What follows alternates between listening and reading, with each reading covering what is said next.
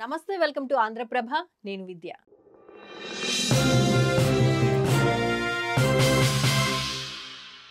బంగ్లాదేశ్ మరోసారి భగభగలాడుతోందా? అక్కడ మళ్ళీ పాత ధోరణి కనిపించడానికి కారణం ఏంటి? రాజకీయ అస్థిరత ఎందుకు ఏర్పడింది? తాత్కాలిక ప్రధానికి ఆర్మీ చీఫ్ కు మధ్య వైరం ఎందుకు? బంగ్లాలో ప్రస్తుతం ఎలాంటి పరిస్థితులున్నాయి? యూనస్ రాజీనామా చేస్తున్నారా? వీటన్నింటికి గల కారణాలేంటనేది ఇప్పుడు చూద్దాం.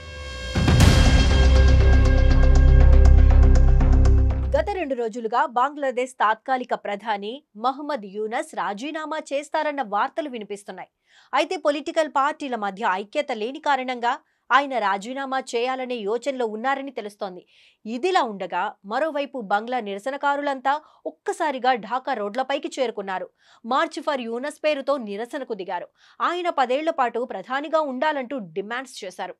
అయితే యూనస్ కావాలనే మద్దతుదారుల ద్వారా ప్రధానిగా ఉండాలంటూ డిమాండ్లు చేయించుకుంటున్నారని తెలుస్తోంది. కాగా భారత్ పొరుగు దేశమైన బంగ్లాదేశ్ లో ప్రస్తుతం నెలకొన్న రాజకీయ సంక్షోభం చర్చనీయాంశంగా మారిన సంగతి తెలిసిందే. షేక్ హసీనా భారత్ లో తలదాచుకున్న తరువాత ఆ దేశ సారథ్య బాధ్యతలు అమెరికా కనుసన్నల్లో మెలిగే మహమ్మద్ యూనస్ చేతుల్లోకి వెళ్లాయి.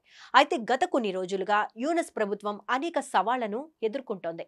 అంతేకాదు తాత్కాలిక ప్రధాని యూనస్ కు Bangla army chief general Waker uz Zaman కు మధ్య విభేదాలు తారాస్థాయికి చేరుకున్నాయి. పచ్చగడ్డి వేస్తే భగ్గుమనేలా ఉంది ప్రస్తుత పరిస్థితి.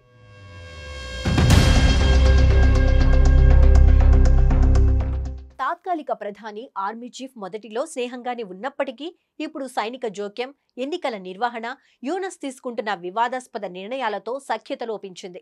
ఎన్నికల నిర్వహణలో యూనస్ జాప్యం చేస్తుండటంతో పాటు ఇస్లామిస్టు నేతలను, బంగ్లాదేశ్ రైఫిల్స్ తిరుగుబాటుదారులను రిలీజ్ చేయడంతో వీరిద్దరి మధ్య గ్యాప్ పెరిగింది. అంతేకాకుండా యూనస్ సైనిక సలహాదారులు కమ్రుల్ హసన్ అమెరికా రాయబారితో సమావేశమై ఆర్మీ చీఫ్ పదవికి సపోర్టు కోరినట్లు ఆరోపణలు రావడంతో పరిస్థితి మరింత దిగజారింది.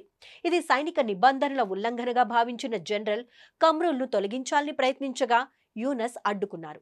దీనికి తోడు ఆయన ప్రతిపాదించిన మయన్మార్ సరిహద్దుల్లో మానవతా కారిడార్ ఏర్పాటు ప్రతిపాదనను ఆమోదముద్ర వేయడంతో బంగ్లా ప్రభుత్వం వర్సెస్ బంగ్లా ఆర్మీ అన్నట్లుగా వివాదం ముదిరిపోయింది.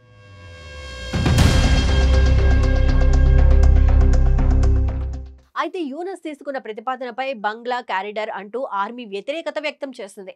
దీంతో బంగ్లా తాత్కాలిక ప్రభుత్వం కాస్త వెనక్కు తగ్గింది. అలాంటిదేమీ లేదని ప్రకటిస్తూ సైన్యంతో కాళ్లబేరానికి కూడా వచ్చిందని తెలుస్తోంది. మొత్తంగా ఈ సంక్షోభం నేపథ్యంలోనే యూనస్ తన పదవికి రాజీనామా చేస్తారనే వార్తలు వినిపిస్తున్నాయి. అయితే గుసగుసలు వస్తున్నట్లు నిజంగా ఆయన రాజీనామా చేస్తారా లేక బంగ్లా సైన్యంతో రాజీ పడతారా అనేది తెలియాల్సి ఉంది.